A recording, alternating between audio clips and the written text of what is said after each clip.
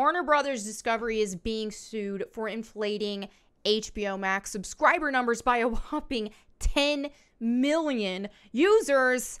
And with that, that just leaves us a ton of questions about what these numbers we're seeing with these shows in general, how accurate they are, and what the crap is going on with that. Because I don't know, I'm not buying it. You're seeing a lot of cases like with She-Hulk, for example. Oh, we're the #1 stream show. And then they give you this obscure data based on an app, a singular app. Okay, there's just a lot to dive in here. So let me get right to that here in this video. So this comes to us from Bounding Into Comics. They said Warner Brothers Discovery being sued for inflating HBO Max numbers by 10 million users. Okay. They're in hot water right now, and this time they are being taken to court over it. The company is being sued for misrepresenting the actual subscriber total for their streaming services, but HBO Max is the main bone of contention.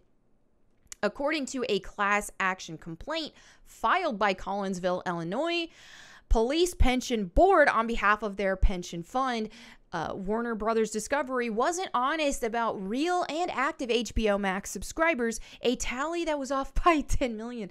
That is a monumentally massive number to be inaccurate about.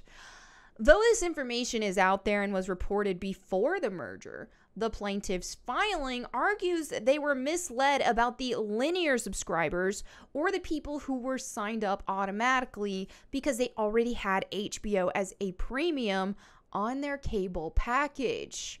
Discovery Plus is named as well for a similar tactic.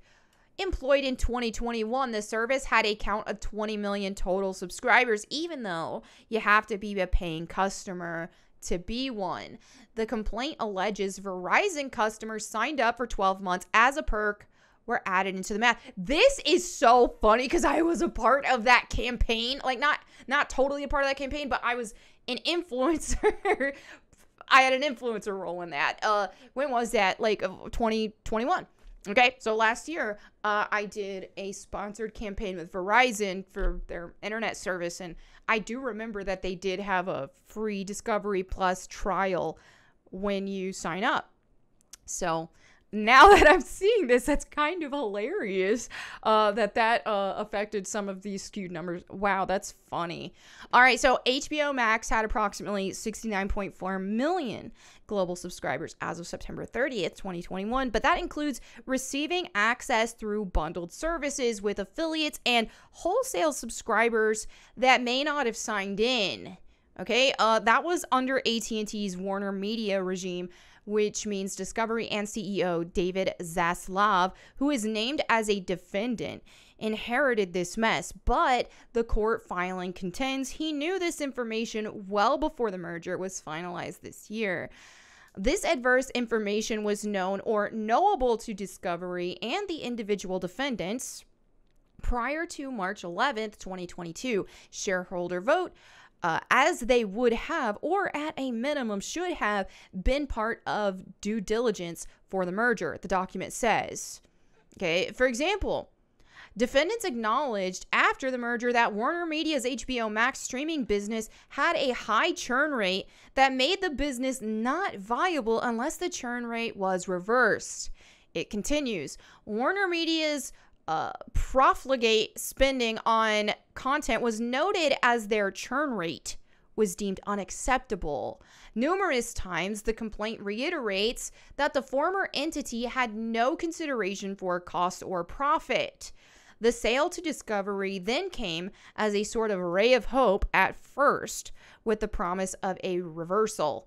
On a conference call in February, Zaslav confidently talked up free cash flow projections of $14 billion and $8 billion by 2023 and a solid footing as a competitor in the streaming market against Netflix and Amazon.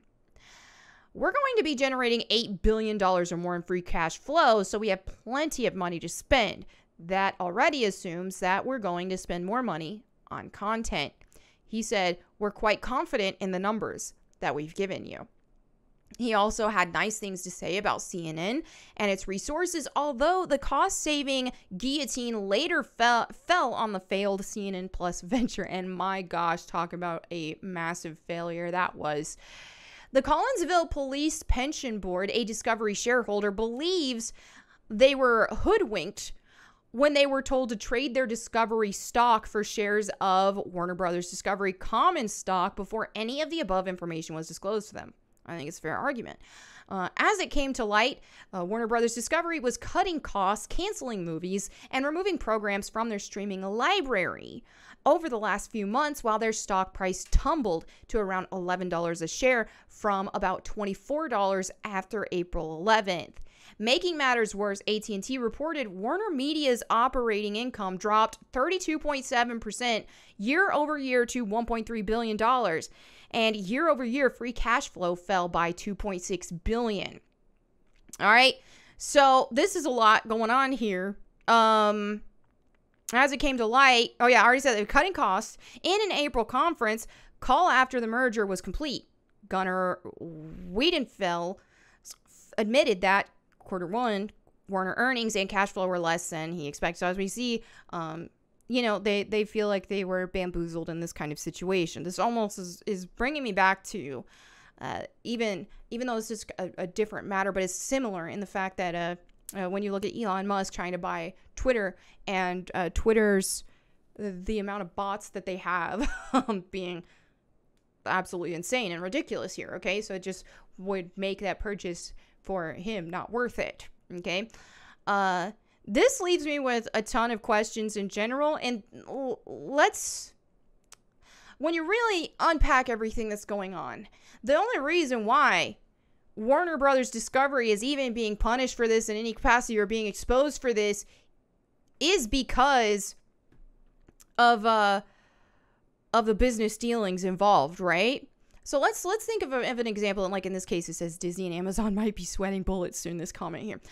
So let's think about a situation for like Rings of Power, for example. Them saying supposedly that they had a ton of viewers, and same with She-Hulk, acting like She-Hulk is #1 streamed, even though you're seeing different data from different ways that it's being reported. Because when you actually have like box office numbers, then you're getting a lot more accurate data in this situation. What do Disney and Amazon, when they're just reporting for marketing purposes and on social media, we had 25 million viewers for the first day of this episode or whatever it may be, what sort of retaliation are they risking by saying that? What if they fudge it a bit? What if they exaggerate a bit? What if they're hyperbolic? What kind of repercussions do they have here, and how can we fact check it for ourselves? That's almost a way for them to gaslight us, the audience, who we can see it's bad.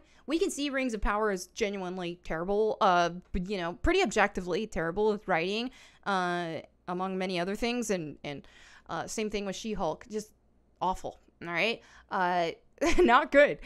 And by them coming out and saying, look at this, we're the #1 watched, it's trying to gaslight everybody into saying, oh, you know what? It is good. It actually is good.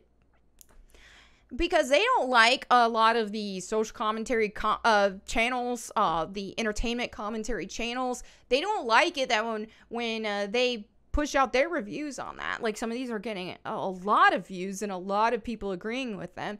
And so it all adds up, especially when everybody's covering these. And then when we're saying, hey, dude, this sucks. And then all of a sudden, collectively, we have millions upon millions of viewers who are watching these reviews, absolutely ripping these shows apart, and they're agreeing with us. Then, yeah, I don't care what you say, and you drop some statistic from some obscure app or whatever it is, that's not going to gaslight me into thinking that these shows are actually performing amazing. But even if they were, it's not going to make me suddenly like it, I still have my opinion that they're trash.